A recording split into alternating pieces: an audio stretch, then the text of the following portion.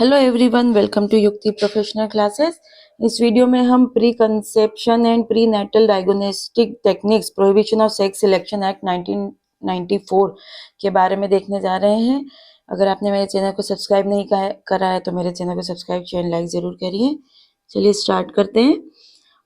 इस act number है act 57। इसका इनेक्टमेंट है 20 सितंबर 1994 और इसका शॉर्ट टाइटल जो है pre conception and pre natal diagnostic techniques prohibition of sex selection act 1994। इसको हिंदी में बोला जाएगा गर्भधारण पूर्व और प्रसव पूर्व निदान तकनीक लिंग चयन प्रतिशत अधिनियम 1994। लॉन्ग टाइटल मतलब इसका जो ऑब्जेक्टिव जो इसका पर्पस है, क्यों ये एक्ट बना है, तो इसका पर्पस था है मतलब इस एक्ट का प्रोहिबिशन ऑफ सेक्स सिलेक्शन वगैरह जो है कि अगर कंसीव करने से पहले या आफ्टर कंसेप्शन सेक्स सिलेक्शन पर रोक लगाई जा सके। फिर इसमें जो रेगुलेशन करना है प्री नेटल डायग्नोस्टिक टेक्निक्स को, है ना, जैसे अल्ट्रासाउंड है, एमनियोसेंटेसिस जो है, ऐसे ये जो तकनीक है उनका प्रयोग केवल मेडिकल पर्पस के लिए ही किया जाए। इस चीज को कंट्रोल करना था मेडिकल पर्पस के लिए, जैसे जेनेटिक एबनॉर्मलिटीज है, क्रोमोसोल डिसऑर्डर है, कॉन्जेनिटल मेलाफॉर्मेशन जो है, इन सब की को मतलब पहचान के लिए ही, लिंग निर्धारण के लिए ना यूज किया जाए। इन सब का उपयोग सिर्फ मेडिकल पर्पस में सिर्फ पहचान के लिए किया जाए कि अगर कोई जन्मजात दोष हो रहे हो, है ना, आनुवांशिक असामान्यताएं है, क्रोमोसोल कुछ ऐसे डिसऑर्डर्स वगैरह है, तो उसको पहचान के लिए ये एक्ट लाया गया है। फिर जो कन्या भ्रूण हत्या होती है, महिला भ्रूण हत्या होती है, उस पर रोक लगाना है, मतलब फीमेल जो फोर्टिसाइड जो होता है उस पर प्रिवेंशन करने के लिए। और जितने भी जो ये प्रयोगशालाएं वगैरह है, क्लिनिक है अल्ट्रासाउंड के, और ये सब रजिस्टर्ड होना चाहिए गवर्नमेंट की तरफ। तो इस टाइप के चीजों के लिए ये एक्ट बनाया गया, लोगों को जागरूकता फैलाने के लिए, और इससे जुड़े जो भी और आवश्यक हो उन सब चीज के लिए ये एक्ट लाए गए हैं। ठीक है, तो चलिए, और इसका इन्फोर्समेंट डेट जो है 1 जनवरी 1996 है ना, और इसका एक्सटेंड है to the whole of India. और इसमें टोटल सेक्शन आपको देखने को मिलेंगे सेक्शन 34, टोटल 34 है। चलिए अब हम स्टार्ट करते हैं डेफिनेशन क्लॉज से। चैप्टर 1 जो है प्रिलिमिनरी है, जो डेफिनेशन क्लॉज इसमें इंक्लूड करता है। अभी हम सेक्शन 1 के बारे में देख चुके थे ना। अब जो सेक्शन 2 है डेफिनेशन क्लॉज, इसमें सबसे पहला जो 2A है एप्रोप्रिएट अथॉरिटी को बताता है, जिसमें अपॉइंटेड ऐसा मतलब ऑफिसर है जो अपॉइंटेड कहाँ हुआ हो, सेक्शन 15 के तहत अपॉइंट हुआ हो। ये सब है ना, जो ये सीक्वेंस है ये अच्छे से आपको याद होना चाहिए कि 2A में क्या है, 2B में क्या है, 2C में क्या है ना। तो ये चीजें एमसीक्यूज में इस पर क्वेश्चन बनते हैं मैक्सिमम, है ना, तो आप इसको अच्छे से याद करिएगा। 2B में बोर्ड बोला गया, तो बोर्ड यहाँ पर क्या होगा, जो सेंट्रल सुपरवाइजरी बोर्ड होगा, जो सेक्शन 7 में कॉन्स्टिट्यूट किया गया है। सेक्शन 2B है कंसेप्टस, ऐसा मतलब जो गर्भोत्पाद का अर्थ बताया गया है इसमें, है ना। तो यहाँ पे means any product of conception at any stage of development from fertilization until birth, including extra embryonic membranes as well as the embryo or fetus।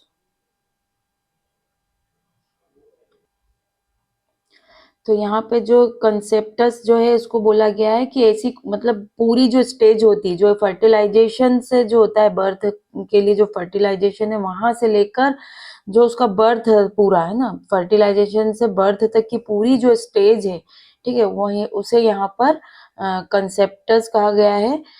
जिसमें जो भ्रूण होता है ना, और जो गर्भस्थ शिशु है, उसी चीज को यहाँ पे ये गर्भोत्पाद जो कहा गया है ना, मतलब ये स्टेज है। नेक्स्ट है clause 2BB, embryo means a developing human organism after fertilization till the end of 8 week 56 days. यहाँ पे काउंट किया गया है कि जो गर्भस्थ जो भ्रूण है वो क्या होगा, तो जो भ्रूण है वो एक डेवलपिंग ह्यूमन है, जो ह्यूमन के रूप में डेवलप हो रहा है, जो ऑर्गेनिज्म है उसको ह्यूमन के रूप में डेवलपिंग हो रहा है, और जिसका जो टाइम पीरियड है वो 56 8 वीक 56 डेज, है ना, वो चीज जो होगी आफ्टर फर्टिलाइजेशन। जो फर्टिलाइजेशन जो हो जाता है, विकसित मानव जो हो जाता है ना, उससे 8 सप्ताह तक या फिर 56 दिन तक का जो दिन है वो उसको यहाँ पे भ्रूण बोला जाएगा। और जो फीटस है, बी सी में फीटस के बारे में दिया है, तो वो भी एक ह्यूमन का जो है, जो ऑर्गेनिज्म से बनेगा। और जो 57 जो फर्टिलाइजेशन हुआ है अंटिल बर्थ तक, जब तक बर्थ नहीं होता, मतलब 56 तक तो वो क्या होगा, भ्रूण कहलाएगा। 56 डेज के बाद से वो गर्भस्थ शिशु के कैटेगरी में आ जाएगा, फीटस जो है ना। फिर नेक्स्ट जो है 2C, जेनेटिक काउंसिल सेंटर। मैं फटाफट यहाँ पे आपको जो यहाँ लगेगा वो उसे समझाने की कोशिश करूंगी, बाकी हम फटाफट देखते हैं, ठीक है। तो जेनेटिक काउंसिल सेंटर जो होगा ऐसा स्थान जहाँ पे कि जो पेशेंट है ना, उन जिनके जेनेटिक डिसऑर्डर्ड है, उनसे रिलेटेड यहाँ पे कंसल्टेंसी दी जाती है ना। जेनेटिक डिसऑर्डर से रिलेटेड जो है उसके बारे में रहेगा ये। फिर जेनेटिक क्लिनिक जो होगा, तो जेनेटिक जो ये जो लेबोरेटरी होगी जहाँ पे क्या होगा, जेनेटिक क्लिनिक जो जो भी टेस्ट होंगे जेनेटिक डिसऑर्डर से रिलेटेड, तो वो यहाँ पे एनालिसिस किया जाएंगे उसके सैंपल को, ठीक है। फिर है नेक्स्ट है 2E, सॉरी जेनेटिक लेबोरेटरी था ये, और इसके पहले था क्लिनिक। क्लिनिक जो है जहाँ पर डायग्नोसिस मतलब जो प्रोसीजर है वो कंडक्ट की जाएगी, और जो लेबोरेटरी है वो वहां पर सैंपल को देखा जाएगा। फिर है गायनोलॉजिस्ट, तो person with post graduate qualification in gynaecology and obstetrics. तो जो स्त्री रोग विशेषज्ञ है, एक डॉक्टर है ना, जिसने पोस्ट ग्रेजुएशन क्वालिफिकेशन किया है, तो वो इसमें आ जाएगा। तो ये 2F में इसको डिफाइन किया गया है। 2G medical genetics, 2H paediatrician, 2I prenatal diagnosis procedure, 2J prenatal diagnosis techniques, 2K prenatal diagnosis test, 2L prescribe, 2M register medical practitioner, 2N regulations, 2O sex selection, 2P sonologist और imaging specialist, फिर है 2Q state board. तो ये जो definition दी गई थी, है ना, जो किस किस में क्या डिफाइन है, आप इसको जनरली इसका ये याद रखना कि ये जैसे ये किस में डिफाइन किया, ये किस में डिफाइन किया, इसको बस सीक्वेंस याद रखना, ठीक है। चलिए नेक्स्ट सेक्शन है चैप्टर 2। चैप्टर 2 है regulation of genetic council centre, genetic laboratories and genetic clinics. तो ये इसके बारे में बोलता है, जो भी चैप्टर 2 में जो भी आएगा कि सेंटर, लेबोरेटरी और क्लिनिक से रिलेटेड या रेगुलेशन कर रहा है। तो सेक्शन जो मतलब प्रयोग जो इससे रिलेटेड जेनेटिक जो केंद्र, प्रयोगशाला और क्लिनिक है उसका रेगुलेशन बता रहा है।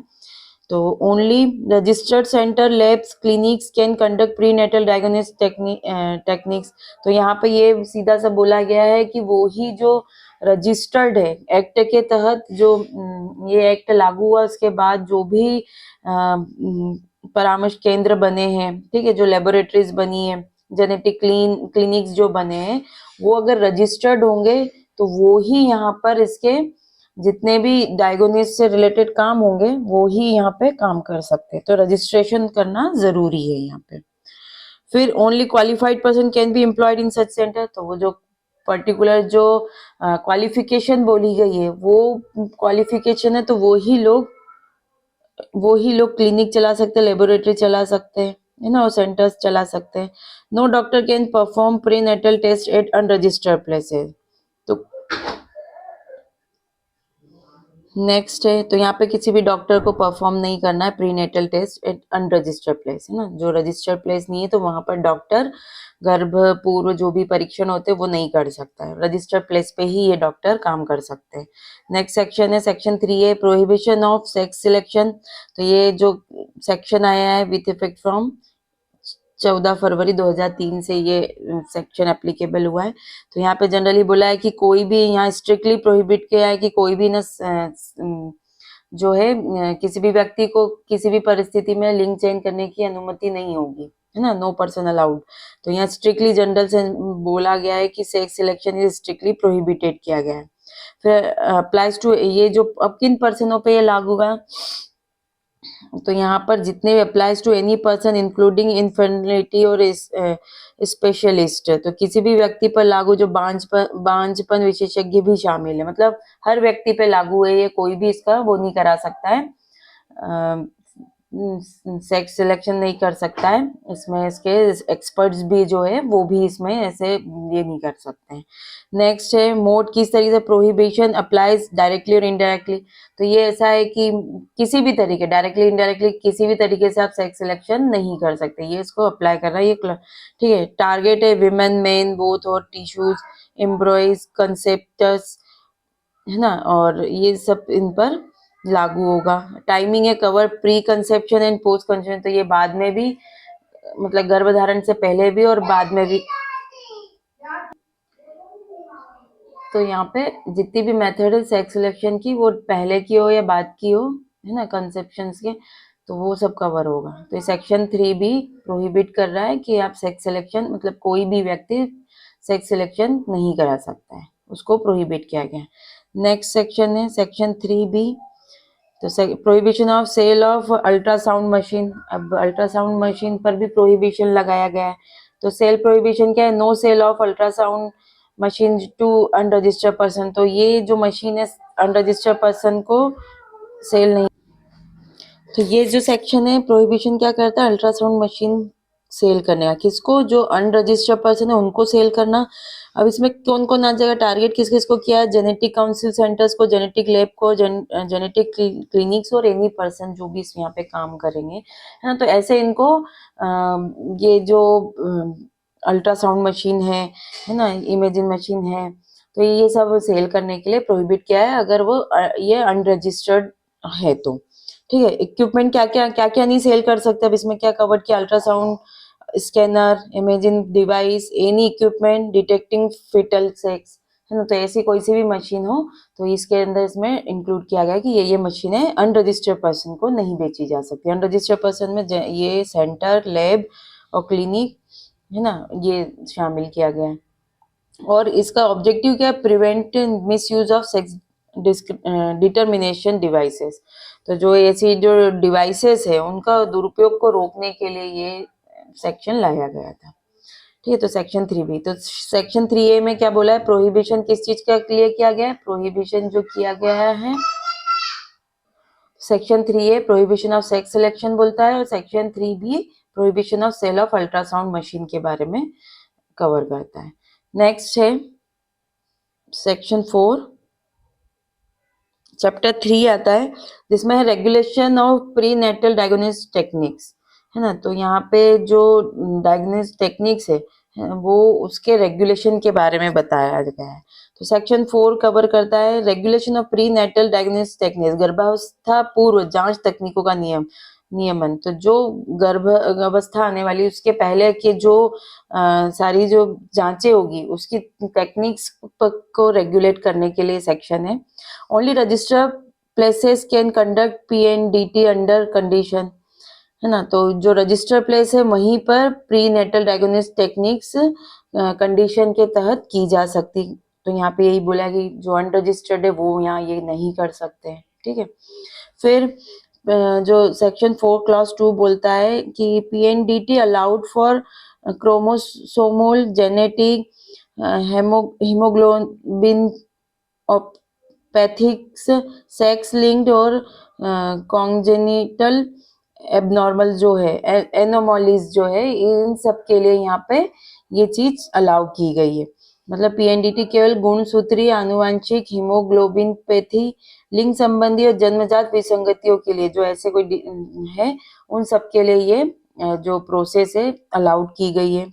अब यहाँ पर जो क्वालिफाइड पर्सन है मस्ट रिकॉर्ड रिटर्न जस्टिफिकेशन, उसको लिखित में ये जस्टिफिकेशन, अगर ये ऐसी कोई ये टेक्निक यूज कर रहे हैं तो यहाँ पर ये अलाउड किसको रहेगा, यहाँ पे क्वालिफाइड पर्सन जो रिटर्न में जस्टिफिकेशन रिकॉर्ड करेगा।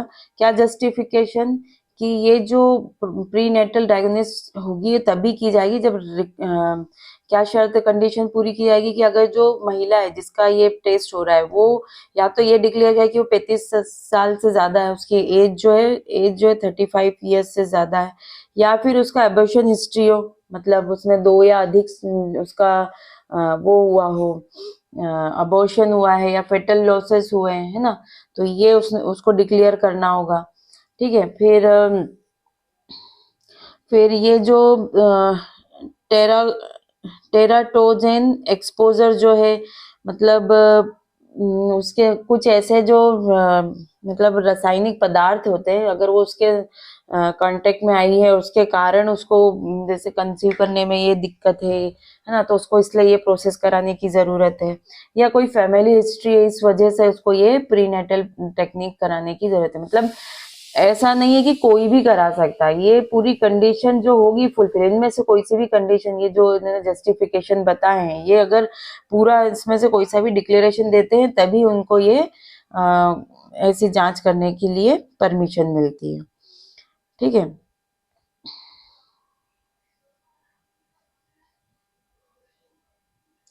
अब अगर रिलेटिव्स है या हस्बैंड है, वो ये जो टेक्निक है ये ऐसे नॉन मेडिकल पर्पस के लिए नहीं कर सकते, ये मेडिकल पर्पस से ही होगी, और वो भी रिटर्न में जस्टिफिकेशन दिया गया हो तभी होगी, है ना।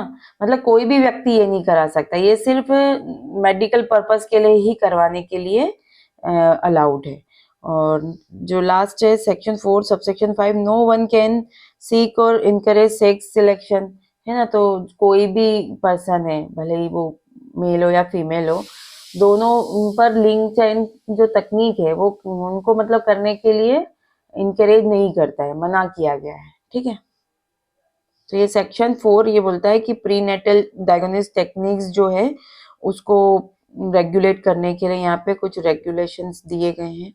नेक्स्ट है section 5, written consent of pregnant women और prohibition of communicating the sex of foetus. तो यहाँ पे ये बोला है कि जब भी अब अगर कोई ना सोनोग्राफी कराने जाता है ना, जहाँ पे भी सोनोग्राफी सेंटर पे आप जाओगे तो वहां पे क्या होगा कि एक फॉर्म भराया जाता है जिसमें रिटर्न में कंसेंट ली जाती है, और जो चेक करने वाला है वो भी ये उसमें ये डिक्लेयर रहता है कि मतलब कोई फीटस के बारे में ना बताया जाएगा ना कोई पूछा जाएगा, किसी भी तरीके से नहीं बताया जाएगा कि ये मेल है कि फीमेल है ना, तो उसकी जानकारी ये नहीं दी जानी चाहिए।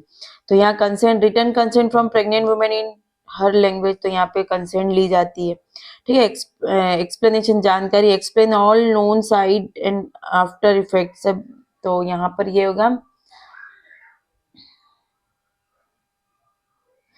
पहले तो ये कि ना जो रिटर्न कंसेंट इसलिए ली जाएगी कि ये बताया जाता है कि जो प्रोसेस हो रही है उसकी सहमति के बिना नहीं हो रही है, उसकी इच्छा से ये प्रोसेस की जा रही है।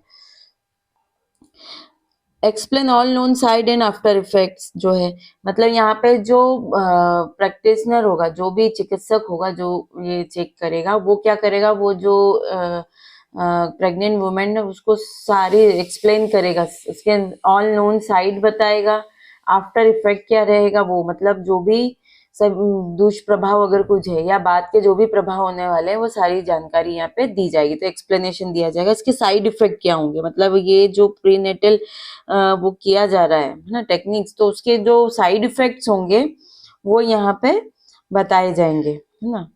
फिर उसको एक कॉपी दी जाएगी, provide a copy of written consent to the women, तो उसने जो जैसे 2 कॉपी होती है, एक वो खुद रखता है सेंटर, एक जो प्रेग्नेंट वुमेन है उसको प्रोवाइड की जाती है, जो उसकी लिखित में एक रिकॉर्ड के हिसाब से रखे, है ना। फिर यहाँ पे सेक्स डिस्क्लोजर, तो यहाँ पे no communication of foetus sex to anyone, अब जो ये करवा रहा है प्रोसेस या कोई भी उसका रिलेटिव हो कुछ भी हो, तो यहाँ पे चेक करने वाला किसी भी तरीके से, ना शब्दों में ना संकेतों से, किसी भी तरीके ना वर्ड साइन या एनी मीन्स, किसी भी तरीके से कम्युनिकेट नहीं करेगा, कुछ नहीं बताएगा, ना रिलेटिव्स को ना कोई भी हो, है ना। तो यहाँ पे प्रोहिबिट किया गया है कि इसे भ्रूण के बारे में जानकारी देना यहाँ प्रोहिबिट किया गया है। ठीक है, तो इसके 4 पॉइंट थे कि एक तो रिटर्न कंसेंट ली जाएगी विमेन से, उसको उसके साइड इफेक्ट बताए जाएंगे, उसको एक कॉपी दी जाएगी और सेक्स डिस्क्लोजर को प्रोहिबिट किया गया। तो सेक्शन 5 यहाँ पे कंसेंट के बारे में बोलता है। सेक्शन 6 है डिटर्मिनेशन ऑफ सेक्स प्रोहिबिटेड, है ना। अब यहाँ पे है कि जो अब कंसीव कर लिया है, अब अपने को डिटर्मिनेशन करना है कि वो भ्रूण का लिंग निर्धारित करना है, तो यहाँ वो प्रोहिबिटेड किया गया है ना। तो यहाँ पर सेंटर्स जो भी है, जो भी जेनेटिक काउंसिल सेंटर है, लैब है, क्लिनिक है, तो वो डिटरमाइन नहीं कर सकते, वो इस चीज के लिए कि लिंग निर्धारित करने को डिटरमाइन नहीं कर सकते, ये सारे सेंटर को प्रोहिबिट किया गया, मना किया गया। इंडिविजुअल व्यक्ति को no person can determine sex using prenatal techniques, तो जो प्रीनेटल टेक्निक्स है उसको यूज करते हुए कोई पर्सन भी, यहाँ पे इंडिविजुअल पर्सन भी इस चीज को नहीं कर सकता है। सेक्स सिलेक्शन बिफोर और आफ्टर कंसेप्शन इज प्रोहिबिटेड, अब गर्भधारण हो गया है तो उसके पहले या बाद दोनों ही समय यहाँ पे प्रोहिबिट किया गया है।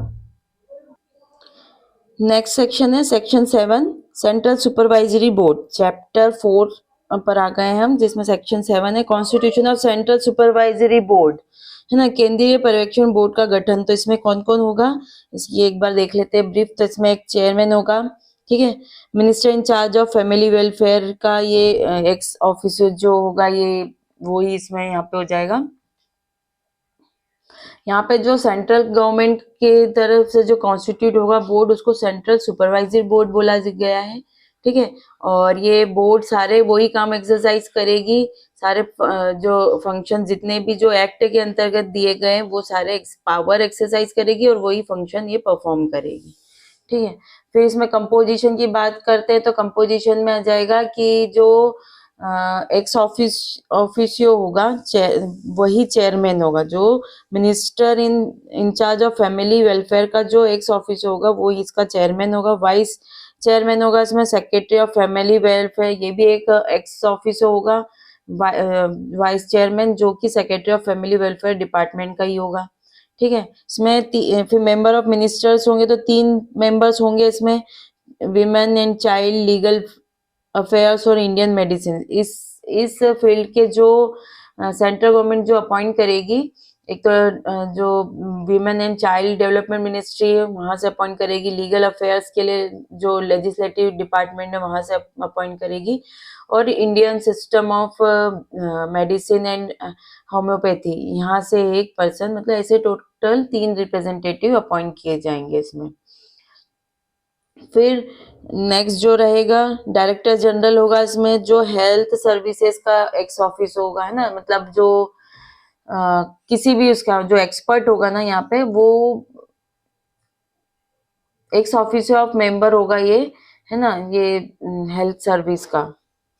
फिर एक्सपर्ट मेंबर्स जो होंगे तो इसमें टोटल 10 एक्सपर्ट बताए गए, जिसमें मेडिकल, इनमें से किसी भी इसके एक्सपर्ट हो सकते हैं, है ना, मेडिकल, जेनेटिक्स का, फिर gynaecologist, paediatricians, social scientist, women welfare organisation, तो इनमें से एक्सपर्ट हर फील्ड से 2-2 लोगों को लेकर ऐसे टोटल 10 लोगों को लिया जाएगा एक्सपर्ट्स मेंबर में। विमेन एमपीज, महिला सांसद होगी 2 लोकसभा की, 1 राज्यसभा की, ऐसे करके टोटल 3 इसमें होंगे। फिर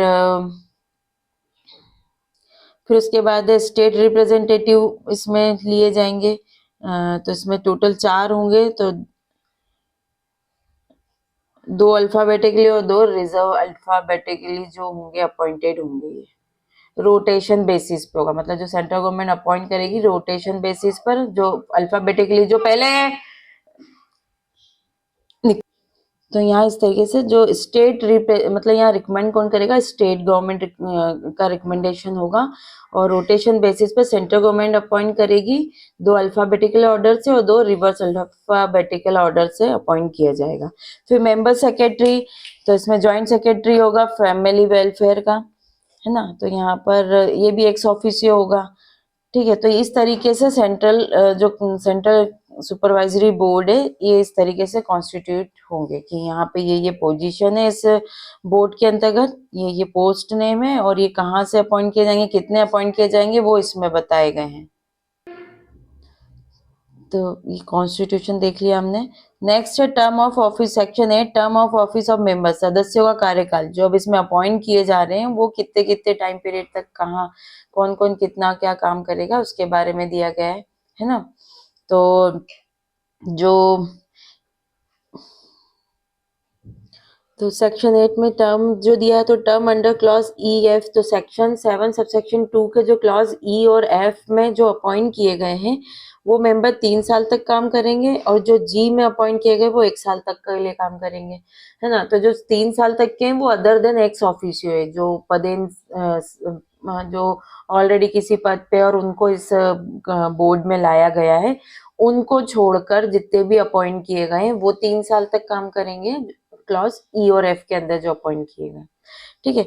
अब अगर अर्ली टर्मिनेशन, मतलब अगर कोई मेंबर है, जो मेंबर यहाँ पे मिनिस्ट्री से जो अपॉइंट किए गए मेंबर इस बोर्ड के अंतर्गत, अब उसमें ऐसा होता है कि अगर उन मिनिस्टर में से कोई मतलब कोई जो मेंबर है वहाँ के इलेक्टेड मेंबर जो है वो अगर मिनिस्टर बन जाता है, स्पीकर बन जाता है, डेप्यूटी स्पीकर बन जाता है, या फिर उसकी मेंबरशिप जो हाउस है, हाउस ऑफ पार्लियामेंट के जो मेंबर्स है उसकी मेंबरशिप खत्म हो जाती है, तो उसका अपने आप ही टर्मिनेशन हो जाता है। ठीक है। कैजुअल वैकेंसी हो गई है, अगर कैजुअल वैकेंसी हो गई, अगर बाय चांस रेजिग्नेशन के थ्रू बीच में ही, मतलब जो उनका टाइम पीरियड 3 साल तक काम कर सकते हैं, 1 साल तक काम कर सकते हैं, तो अगर वो ड्यू टू डेथ या फिर रेजिग्नेशन या इनकैपेसिटी के कारण अगर कैजुअल वैकेंसी आ जाती है, तो यहाँ पे सेंट्रल गवर्नमेंट इसका अपॉइंटमेंट करेगी, उनके द्वारा फिल्ड बाय सेंट्रल गवर्नमेंट ये कैजुअल वैकेंसी भरी जाएगी। रिप्लेसमेंट टर्म, ठीक है। अब जो अगर दूसरा कोई आ रहा है ना, कैजुअल वैकेंसी हुई या है ना, जिसने भी छोड़ा है, उसके बाद जिसको अपॉइंट किया जा रहा है, तो वो रिमेनिंग टर्म के लिए जो प्रीवियस मेंबर है उसका जितना शेष कार्यकाल बचा था, रिमेनिंग टर्म था, उसी वो जो न्यू मेंबर है वो उतने के लिए ही यहाँ अपॉइंट किया जाएगा। वाइस चेयरमैन रोल, तो ये ड्यूटीज असाइन बाय चेयरमैन, तो चेयरमैन जो भी काम असाइन करेगी परफॉर्म ड्यूटीज वो वाइस चेयरमैन परफॉर्म करेगा। ठीक है। और यहाँ पे जो प्रोसीजर बताई गई मेंबर्स के फंक्शन की, वो जो रूल्स के द्वारा प्रिस्क्राइब किया गया उसके अकॉर्डिंग किया जाएगा। तो ये term of office of members है। अब इनकी मीटिंग के बारे में बात देख लेते हैं। तो section 9 meeting of the board बताता है कि ये कब कब मीटिंग करेंगे। ठीक है। तो जो बोर्ड है वो एटलीस्ट वंस इन 6 मंथ, मतलब 6 महीने में एक बार तो उसे बोर्ड को अपनी बैठक बनानी होगी, है ना। कम से कम 6 माह में एक बार होगा। प्रिसाइडिंग अथॉरिटी कौन होगा इसमें, तो इसमें चेयरमैन होगा, और अगर वो नहीं है तो फिर वाइस चेयरमैन यहाँ पे उसकी मतलब जो मीटिंग होगी उसमें जो हेड होगा, मतलब जो मीटिंग कराएगा वो कौन होगा, चेयरमैन होगा, और चेयरमैन नहीं है तो vice chairman. In both absent, अगर दोनों ही है तो मेंबर्स क्या करेंगे, अपने जो प्रेजेंट मेंबर्स है उन्हीं में से किसी एक को इलेक्ट कर लेंगे। ठीक है। डिसीजन जो दिए जाएंगे इसमें मेजोरिटी वोट के थ्रू होते हैं।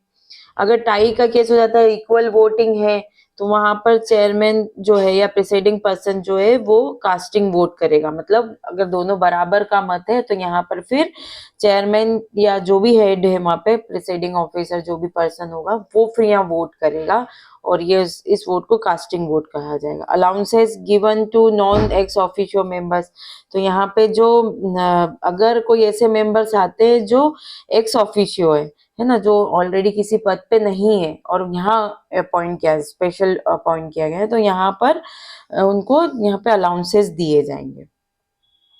तो ये मीटिंग के बारे में हो गई। तो सेक्शन 7 में क्या बताया है, बोर्ड के बारे में बोला कि एक सेंट्रल सुपरवाइजरी बोर्ड होगा, है ना, और उसके जो कंपोजिशन है सेक्शन 7 सब सेक्शन 2 में दिया गया है कि कौन कौन होगा, चेयरमैन, वाइस चेयरमैन, और जो उसके मेंबर्स है कौन कौन कहाँ से लिए गए उसके बारे में बताया गया सेक्शन 7 में। सेक्शन 8 में उनका टर्म्स बता दिया कि कब कितने साल के लिए काम करेंगे, है ना, और कैसे काम करेंगे वो बता दिया। फिर उनकी मीटिंग्स बता दी है कि कब कब मीटिंग होगी।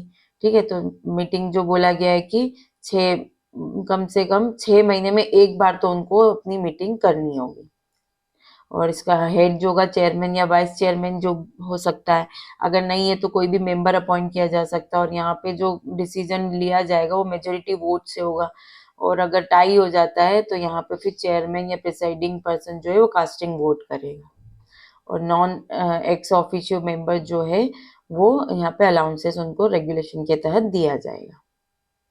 ठीक है। अब next section 10 vacancies not to invalidate presiding of the board. अब अगर क्या है कि अगर बोर्ड में वैकेंसी खाली है और उसके बाद भी डिसीजन लिए गए हैं, है ना, तो वो इनवैलिड नहीं होंगे, अमान्य नहीं होंगे। अगर खाली अगर एक दो लोग नहीं भी है, क्योंकि कंपोजिशन बता दिया कि इतने लोग होंगे, अब किसी ने रेजिग्नेशन दे दिया या डेथ हो गई, तब तुरंत तो हम किसी को नहीं अपॉइंट कर पा रहे हैं। और ऐसे में भी वो कंडक्ट हुई है, बोर्ड हुई है, डिसीजन लिया गया है, तो यहाँ वो इनवैलिड नहीं माना जाएगा। ठीक है, इस कारण से वहां के उसके जो प्रोसीजर है उसको इनवैलिड नहीं बोला जाएगा। सीधा सा इसमें है, defect in constitution does not effect validate. ठीक है, तो ये जो वैकेंसी हो गई है, अगर वैकेंसी है तो ये प्रोसीडिंग को इनवैलिड नहीं कर देता है। ठीक है,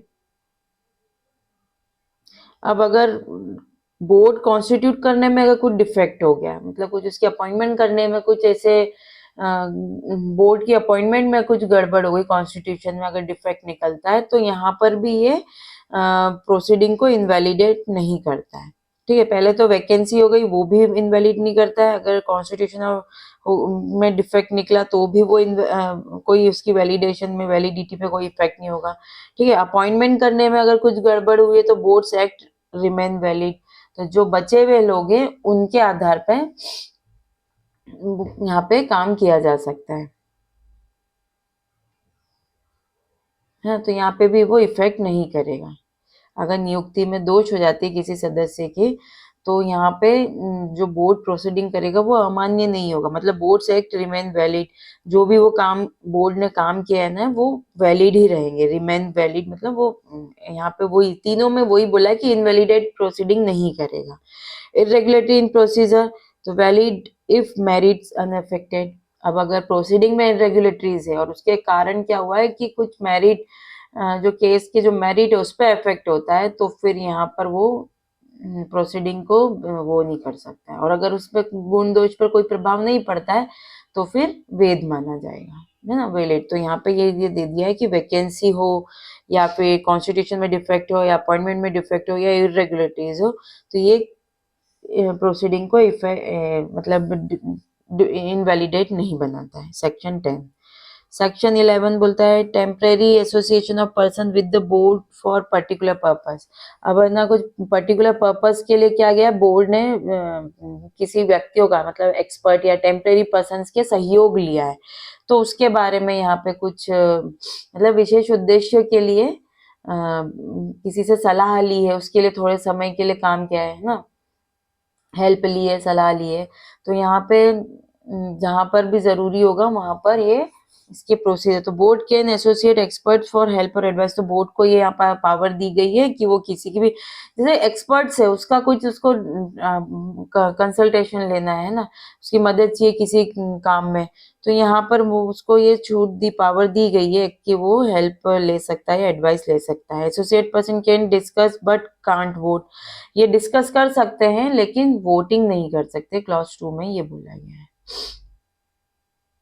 मतलब जो डिस्कशन है पार्टिसिपेट तो कर लेंगे लेकिन वो वोट नहीं कर सकते इनको, क्योंकि ये मेंबर की तरह कंसिडर नहीं किया जाता है। ठीक है, तो यहाँ पे ये इनके एक्सपर्ट की एडवाइस ले ली सेक्शन 11 में। Section 12 appointment of officer and other employees of the board. अब बोर्ड में सिर्फ जो कॉन्स्टिट्यूट किया बस उतना ही नहीं, दूसरे एम्प्लॉइज भी काम करेंगे, ऑफिसर्स भी काम करेंगे, तो उनके बारे में क्या बोला गया है। तो सेक्शन 12 सब सेक्शन 1 बोलता है बोर्ड क्या कर सकता है, अपॉइंट कर सकता है ऑफिसर और एम्प्लॉइज को, है ना, with the central government approval. मतलब स्पेसिफिक पोस्ट है, अपॉइंटमेंट करना है तो सेंट्रल गवर्नमेंट के ही, क्योंकि बोर्ड है तो इसलिए सेंट्रल गवर्नमेंट के अप्रूवल लेकर यहाँ पे अपॉइंट किया जा सकता है। सर्विस कंडीशन और सैलरी भी वो सारे जो भी होगी इस क्लास 2 में बोला रेगुलेशन के अकॉर्डिंग यहाँ पर बनाई जाएगी। ठीक है, फिर सेक्शन 13 बोलता है authentication of order and other instruments of the board. तो बोर्ड के जो ऑर्डर, आदेश है और अन्य साधनों का यहाँ पे ऑथेंटिकेशन। तो हु साइन बोर्ड्स ऑर्डर। अब बोर्ड ने पूरी, अब बोर्ड ने डिसीजन लिया है ना, अब बोर्ड ने ऑर्डर किया तो यहाँ पे अब उसको सर्टिफाइड तो करना पड़ेगा, ऑथेंटिकेट बनाना पड़ेगा। तो यहाँ पर उसके लिए क्या होगा, चेयरमैन यहाँ पे एक या यहाँ पे वो साइन करेगा, या ऑथोराइज मेंबर जो है या किसी पर्सन को ऑथोराइज कर दिया जाएगा तो वो यहाँ पर साइन कर सकते हैं। ये था बोर्ड के ऑर्डर के बारे में। और अगर अदर डॉक्यूमेंट्स है तो अदर डॉक्यूमेंट्स के लिए क्या कौन यहाँ पे करेगा, तो अदर डॉक्यूमेंट्स के लिए जो सेक्रेटरी है या फिर कोई ऑथराइज पर्सन है, तो मेंबर सेक्रेटरी जो यहाँ पे बनाया गया है वो अदर डॉक्यूमेंट्स जैसे नोटिस वगैरह है, कम्युनिकेशन है ना, तो कुछ और डॉक्यूमेंट्स इंस्ट्रूमेंट्स वगैरह है तो उस पर वो साइन करेंगे। लेकिन जहाँ पे डिसीजन से रिलेटेड बात होगी तो वहाँ चेयरमैन या और किसी पर्सन को अगर अपॉइंट किया है बोर्ड ने तो वो ही कर सकते हैं। ठीक है, फिर है section 14 disqualification for appointment as member. अब कौन मेंबर के रूप में अपॉइंट नहीं हो सकते हैं, तो उसके लिए डिस्क्वालिफिकेशन दे दी गई है। ठीक है, तो अगर कन्विक्टेड पर्सन है किसी ऑफ मॉरल टर्पिट्यूड से रिलेटेड, अगर कोई है ना नैतिक पतन से रिलेटेड अगर कोई उन्होंने कोई दोषी ठहराया गया है, अपराध किया गया है और उसके लिए कन्विक्ट किया गया, तो ऐसा पर्सन अपॉइंट नहीं हो सकता है। अनडिस्चार्ज इंसॉल्वेंट, मतलब वो अब इंसॉल्वेंट बन ही नहीं सकता है, मतलब उसकी लाइबिलिटीज ज्यादा हो गई है और उसके पास असेट्स नहीं है, मतलब उसको पैसा बहुत ज्यादा चुकाना है और उसके पास अब पैसा नहीं है, और वो अब ऐसा हो गया है कि वो अनडिस्चार्ज हो गया, मतलब इस सिचुएशन से निकल नहीं सकता है। इफ अनसाउंड माइंड, अगर वो अनसाउंड माइंड का हो गया है और कोर्ट ने उसको डिक्लेयर कर दिया है कि वो अनसाउंड माइंड है। ठीक है, फिर रिमूव और डिसमिस फ्रॉम गवर्नमेंट और गवर्नमेंट कॉर्पोरेशन सर्विस, अगर गवर्नमेंट ने उसको कहीं से बाहर निकाल दिया है ना, डिसमिस कर दिया है गवर्नमेंट ने या गवर्नमेंट कंट्रोल कॉर्पोरेशन सर्विस से, तो वो भी यहाँ अपॉइंट नहीं हो सकता है। क्लॉज ई में बोला है फाइनेंशियल और other interest affecting impartial duties. अब ये जो ड्यूटीज है इसमें उसकी जो है इंटरेस्ट है या फाइनेंशियल उसका कोई इसमें इंटरेस्ट रहता है तो वो ऐसा पर्सन भी यहाँ पे अपॉइंट नहीं किया जा सकता है। फिर क्लॉज एफ बोलता है कि एसोसिएट विद यूज और प्रमोशन ऑफ सेक्स डिटर्मिनेशन और सिलेक्शन टेक्निक्स। अगर वो ऐसा व्यक्ति है, ऐसे चीजों से एसोसिएट है जो सेक्स डिटर्मिनेशन को प्रमोट करता हो या उसका यूज करता हो, है ना, या सेक्स सिलेक्शन टेक्निक्स को प्रमोट कर रहा है या उसके यूज में ले रहा है, ऐसी चीजें अगर कोई उससे एसोसिएट पर्सन है तो वो भी यहाँ डिस्क्वालिफाइड है मेंबर्स के रूप में अपॉइंट होने के लिए। ठीक है, तो ये हमने इसके डिस्क्वालिफिकेशन देख लिया। Eligibility of member for reappointment. अब अपॉइंट तो क्या रीअपॉइंटमेंट किया जा सकता है, तो उसके लिए एलिजिबिलिटी क्राइटेरिया दिया है। तो member who ceases to hold office can be reappointed. अब जो पर्सन अगर उसको सीज हो गई उसके मतलब वो उसका कार्यकाल खत्म हो गया तो उसको फिर से नियुक्त किया जा सकता है। No member except ex officio, जो ऑलरेडी कहीं पे पद पर है और फिर इस बोर्ड में भी अपॉइंट किए गए तो उनको छोड़कर can serve more than 2 consecutive terms, वो लगातार 2 कंसेक्यूटिव टर्म्स तक काम कर सकते हैं, उससे ज्यादा नहीं, है ना, 2 से अधिक कार्यकाल के लिए वो नियुक्त नहीं किए जा सकते हैं। ठीक है, तो सेक्शन 15 में उनका रीअपॉइंटमेंट के बारे में बोल दिया है। सेक्शन 16 बोलता है function of the board. Board क्या क्या काम कर सकती है, तो बोर्ड के पास जो काम करने का है कि एडवाइस कर सकती है सेंट्रल गवर्नमेंट को किस पर, policy matter regarding pre natal diagnosis and sex selection techniques, जो है लिंग निर्धारण तकनीक से संबंधित जो भी पॉलिसीज वगैरह है उसके लिए सेंट्रल गवर्नमेंट को ये एडवाइस कर सकती है, रिव्यू कर सकती है, मॉनिटर कर सकती है, एक्ट के इम्प्लीमेंटेशन को सजेस्ट कर सकती है, create public awareness against sex selection and female foeticide, है ना, तो यहाँ पर क्या कर सकती है, पब्लिक अवेयरनेस के लिए काम कर सकती है। ठीक है, फिर lay down code of conduct of genetic, जो ये सेंटर्स है, लैब है, इनको काम करने के लिए कुछ गाइड मतलब एक कोड बना सकती है कि इनको इस तरीके से काम कर सकते हैं, है ना, तो इसके लिए एक आचार संहिता तय कर सकते हैं ये। Oversee performance of bodies constituted under the act, जो एक्ट के अंतर्गत बॉडी बनाई गई है उसको निरीक्षण कर सकती है, निगरानी रख सकती है कि उस हिसाब से काम कर रही कि नहीं जिस काम के लिए अपॉइंट किया गया है, तो ओवरसी कर सकती है। और perform any other prescribe function, जो भी फंक्शन प्रिस्क्राइब किए गए वो सब यहाँ पे ये कर सकती है। नेक्स्ट है section 16A constitution of state and UT supervisory board, अभी हमने जो सारा पढ़ा था वो हमने सेंट्रल से रिलेटेड पढ़ा था, अब स्टेट भी अपना ये ऐसा कॉन्स्टिट्यूट कर सकती है और यूटी जो यूनियन टेरिटरी है वो भी अपॉइंट मतलब ये ऐसा बोर्ड बना सकती है। तो ये सेक्शन 16A में इस बारे में बोला है। तो each state UT with legislature shall form supervisory board, वो अपना सुपरवाइजरी बोर्ड बना सकती है। फंक्शन वो अपने create awareness, review authorities, monitor implementation, ये सारे काम कर सकती है जो सेंट्रल स्टेट से रिलेटेड जो काम है ये कर सकती है। इसमें कंपोजिशन जो होगा, हेल्थ मिनिस्टर होगा जो चेयरपर्सन होगा, हेल्थ सेक्रेटरी होगा, वाइस चेयरपर्सन होगा, फिर इसमें secretary of other related departments भी इसमें शामिल होंगे।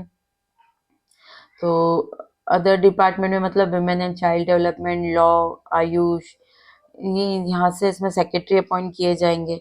ठीक है, फिर डायरेक्टर ऑफ हेल्थ जो है वो भी इसमें होगा। 3 विमेन एमएलएज होंगे, है ना, और 10 एक्सपर्ट्स होंगे, social science, NGOs, gynaecology, paediatrics, radiology, इससे हर डिपार्टमेंट से 2-2 एक्सपर्ट, मतलब हर इस एरिया से 2-2 होंगे, ऐसे करके टोटल 10 एक्सपर्ट होंगे।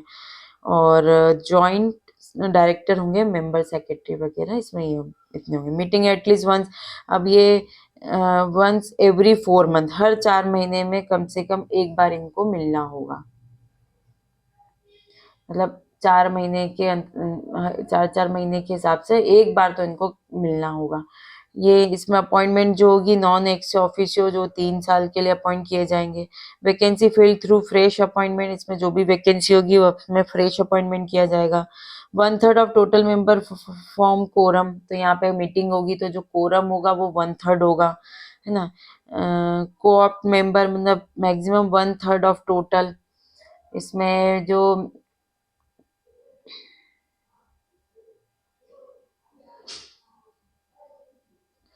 मतलब इसमें जो साथ में को-ऑप मेंबर अपॉइंट किए जा सकते हैं, इसमें सह नियुक्त सदस्य जोड़े जा सकते हैं, लेकिन वो 1/3 से ज्यादा नहीं होने चाहिए।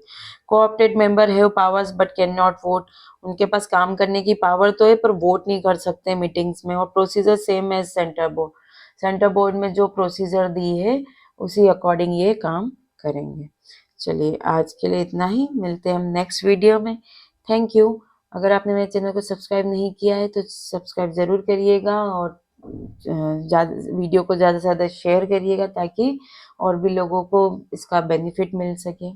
Thank you.